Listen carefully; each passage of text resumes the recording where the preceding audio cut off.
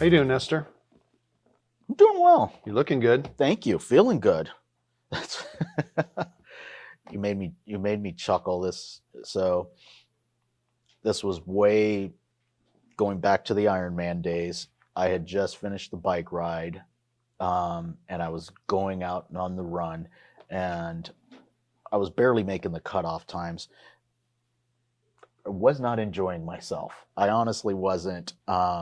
And I just come out the chute, changing my clothes, running, and two things occurred right at that moment. One thing occurred was this guy made eye contact with me as I ran by him, and it was just weird. Total stranger. The eye contact was weird, and he just looked at me and he says, "You got this," and just gave me a boost of energy. Wow. And I went another 100 yards, and this guy yells out, "Looking good, Lewis." And I go, "Feeling good, Billy Ray." Oh, Billy Ray. Yeah. Lewis and Billy Ray. The crowd just started busting out.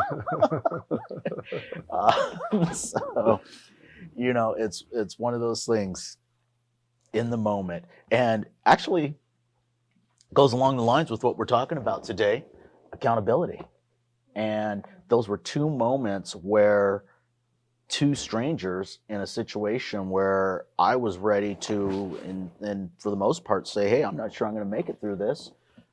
Two people held me accountable in their own way. And, one of them with words of inspiration, one of them with humor. So I think that's super important because most people have the impression that accountability is something painful. And Right. that it's a negative thing because, Mhm. I know I'm not going to have done this or have done that, and I'm worried about it. And so they're like, no accountability. Right. And the reality, it's a supportive network. Mm-hmm. And yeah, being held accountable, I guess it can be a little painful when you've let yourself down. Right. But the people involved in it with you aren't going to do that to you. Well, I want to speak to that because this is what's really interesting. When you set a goal, and most accountability comes behind goal setting and things like that. I want to do these things. I want to achieve these things. We share it with our friends. We share it with our loved ones. We say, "Hey, hold me accountable to this." And one of the things that I think everybody forgets about is, well, how am I going to look if I don't? I went and did that race, and how am I going to look if I don't finish it? All the people, and realizing it and looking back, all the people that I shared it with, they were on the journey with me because they were having the day-to-day conversations with me. They knew what I was doing as far as working out and the training and things like that. So what I didn't realize at the time was that it was irrelevant whether or not I finished the race or not in their eyes because I'd done all the work. They had seen that all the work was done. So whether or not you crossed the finish line and got that medal, and in our case, in our industry, whether you set your goals for a certain amount of money every year and you fall short by a little bit, I didn't hit my goal. They're not mad at you. They're not beating you up saying, "Oh, you're this, you're that," because if they were truly along with you on the journey, you've already accomplished what you were looking to accomplish. And I think that that's one of the things that's really missed in this whole thing. To your point of, it's gosh, I lost my train of thought, but you made a very valid point. It'll come back to me. Not everyone is going to do what they say. True. No one is going to do what they say. Mhm. Everyone has a hiccup. It's Right. going to happen. And so we need to give ourselves that break. Right. But with the accountability, even if you don't get to the marathon, Mm-hmm. I once was doing a half marathon. I was in my car driving at like 5 a.m, and I'm like, this is not going to happen. I won't go into the details of it, but I knew it wasn't going to happen. I turned around and got out of there. Turn around and look and say, well, where was I when I started and where am I now? Right. Guarantee it wouldn't be anywhere near it without accountability built in. Exactly. So you're going to improve. You're going to do great. You're always going to do better. But everyone, they feel like they're going to have their errors highlighted. Mm-hmm. And that's what's so fearful. Right. So That's the end of this podcast. I think we're good. I got a point. I got a good one. I was thinking about this. I've done a lot of accountability. I should get back to that. And, when you do accountability, it turns into so much more and involves your business. You can do raw accountability. Nestor, you said you were going to make 10 calls last week. Did you make them? Nope. Okay. Why not? Because. Okay. So for those, here's a solution. So next week you won't miss those numbers. Right. Done. And that's great. There are some people who are on the treadmill enough, going in the right direction, know what they're doing, that's just what they need to make sure they're held accountable. But a lot of other people, it's like, wow, okay, I made 5 of the whatevers I said I was going to do, but here's what I encountered. Have you ever encountered this? And it becomes a very cooperative learning opportunity for people. And it helps people in their businesses and makes accountability a lot easier because you don't feel like so raw, did you or didn't you? Right. And so there's a lot of benefit to accountability that people don't see. And that creates the learning experiences. So, did you make your 10 phone calls? No, I didn't make my 10 phone calls. I was busy putting this transaction together. Well, that's not really a legitimate reason. Did you make your 10 phone calls? No, why not? The first person I called, they screamed and yelled at me. They told me I was this. They told me I was that. I'll never do this, blah, blah, blah. And it caught me off guard. It hurt my feelings. It did whatever. And that conversation would probably go a long way as into creating, that would be an accountability conversation that I would enjoy having. Of, hey, so you did start the work. You hit a roadblock. Great, let's talk about that. So I agree with that.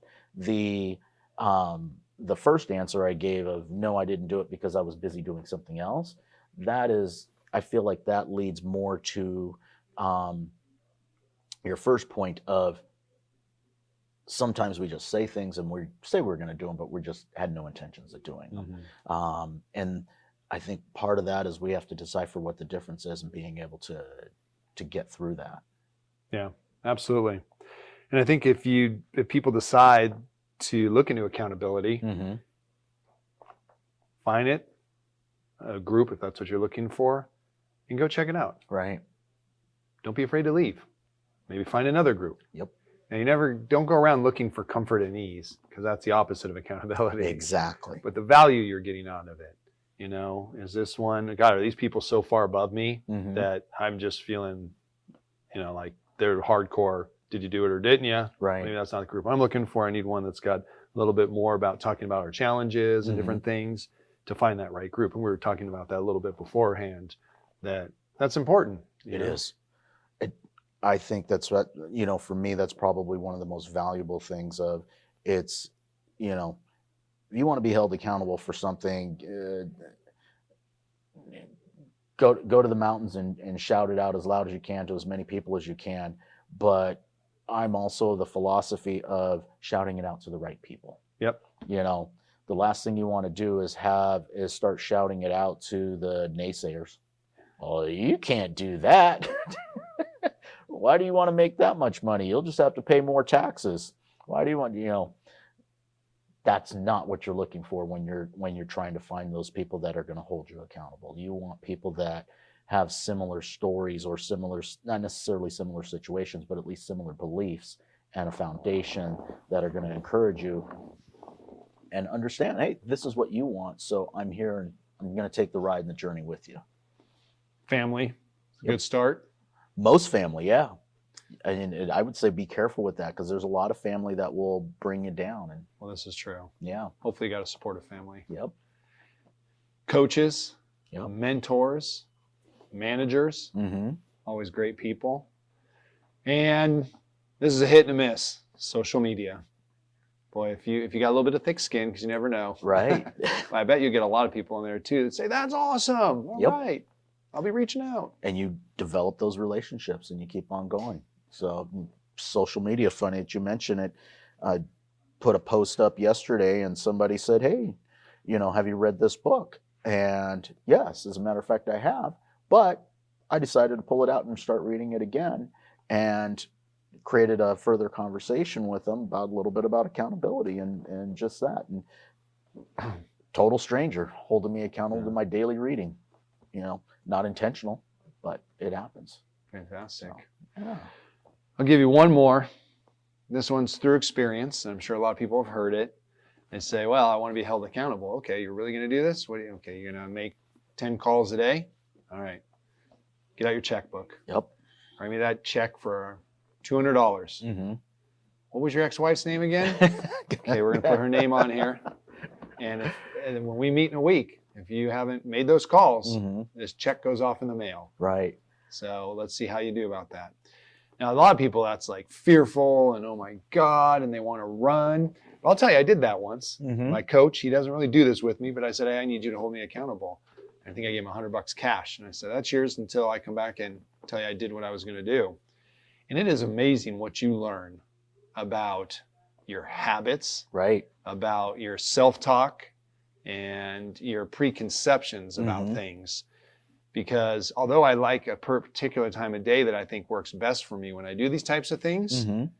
when you say you're going to do it, sometimes it's not anywhere near that time. Right. Man, you're calling to make up and do Mhm. things, and it just is amazing what you find out, not only about yourself, but about the situation Right. and how to create opportunity. So I found that to be an invigorating experience, and maybe not for everybody, because that check may go off or that Yep. cash may disappear. And that's knowing who's on the other side and things like that, because part of accountability is having an understanding of who is on the other side and what truly motivates them and works for them and what doesn't. So because that very well could be a deterrent.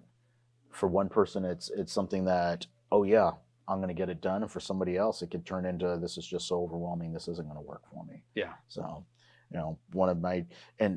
I think one of the other points that we make when we're talking about people is never underestimate who you can go out to or reach to be held accountable. I remember another story. I remember making a wrong phone call once, which led to a relationship that still exists to today. Accidentally called, this was a wrong number. It was an accident. I called the wrong number, but the number I happened to dial was the president of a bank. Oh, wow. Yeah. And he picked up the phone. And I asked for somebody else, and he said, you got the wrong number. And I said, my apologies. And his exact words were, he asked me what I do, and I happen to be in real estate, and he was president of the lending division for, trying to remember the name of the bank at that time. But anyway, he says, you dialed the wrong number for a reason, so there's got to be a reason we connected today. He is still in my life to today because I ended up reaching back out to him and asking him to be a mentor in my life. And to this day, he is still actually in my life and still a mentor in my life. And I say this because the humbleness, that's one of the things that I learned from him, is one of the most valuable lessons he gave me about being humble, is he didn't need me. He really didn't.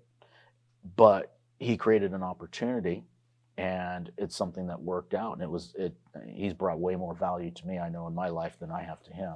And I'm forever grateful for that. But my point is that you never know who can be a mentor to you under what circumstances. It's not, hey, this is my mentor for running, this is my mentor for work, this is my mentor. That one person is usually doesn't fit all the categories. He happened to fit the category for me work-wise.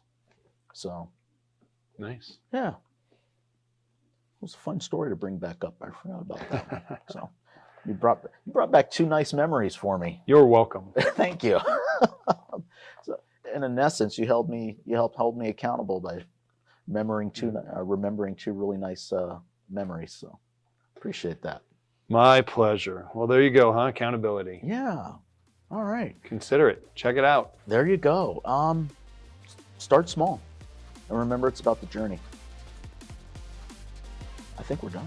Yeah. All right. Good Have a nice day, discussion. everybody. Remember to subscribe and like.